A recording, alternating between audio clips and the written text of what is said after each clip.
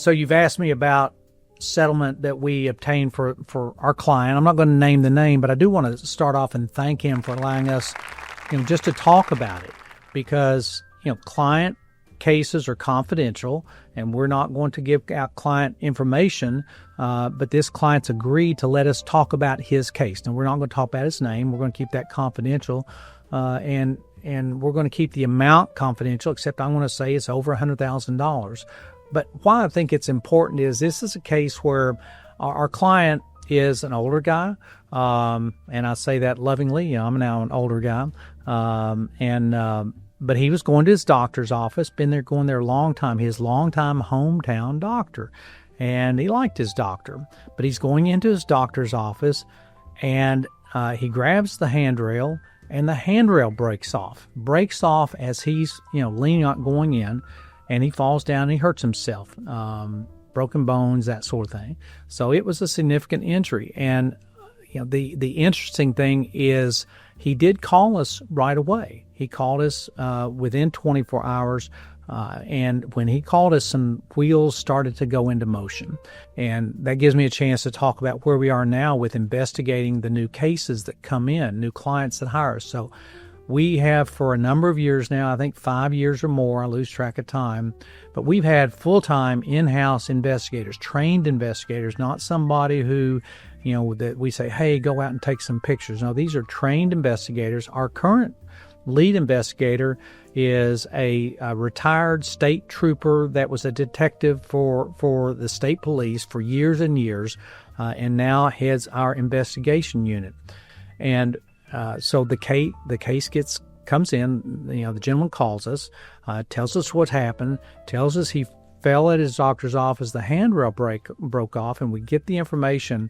And that is recognized by the people who take his call as being a case that needs to be investigated now. Why does it need to be investigated now? Well, we have to prove what happened. We have to prove that there was fault on the building owner. Now, this isn't the doctor practicing medicine. It's not a malpractice case. It's a case saying you did not maintain the property. So whoever owned that property was responsible for making sure that it's safe for the people who are going to use it. There's some law on that. Basically, every property owner has to fix known hazards, can't have unsafe conditions, and when they know about them or should know about them. And so that's where this comes in. So immediately the wheels go into motion, and it gets to our investigator. He looks at it and says, okay, we're going to go out there. Well, they get there, and they get there within about 24 hours of when it happened.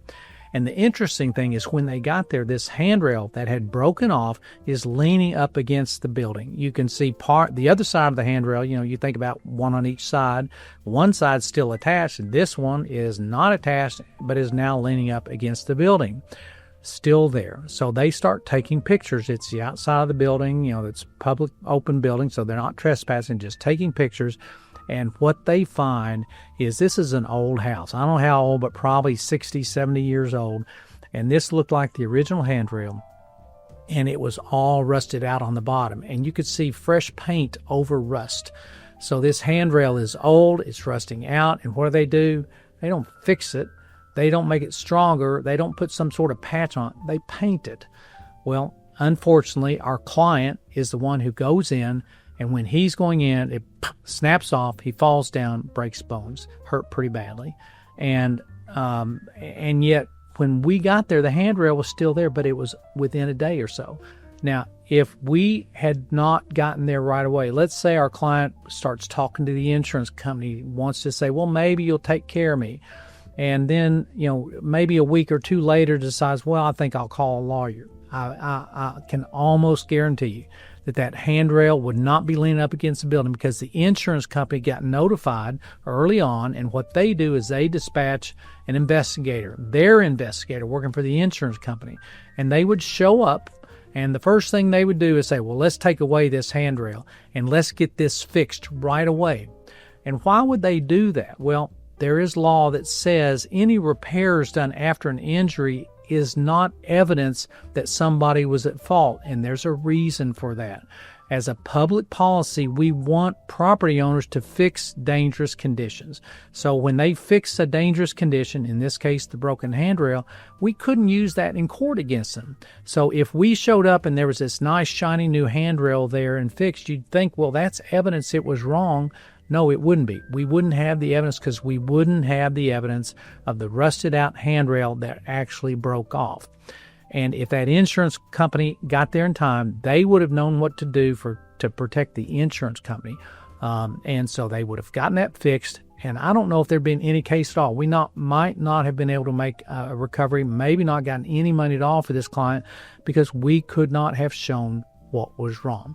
So in this case, because the client fortunately called us right away, and because we have the systems in place, the people in place, and have the knowledge and understanding of what we got to do, we got out there, we got the documentation, and we were able then to assign it to one of our lawyers who handles those cases, and the insurance company paid a substantial settlement without the client having to file suit. That was important to this guy. He didn't want to sue his doctor, even if it's over the building, because he wanted to keep going to get that was who he went to get treatment.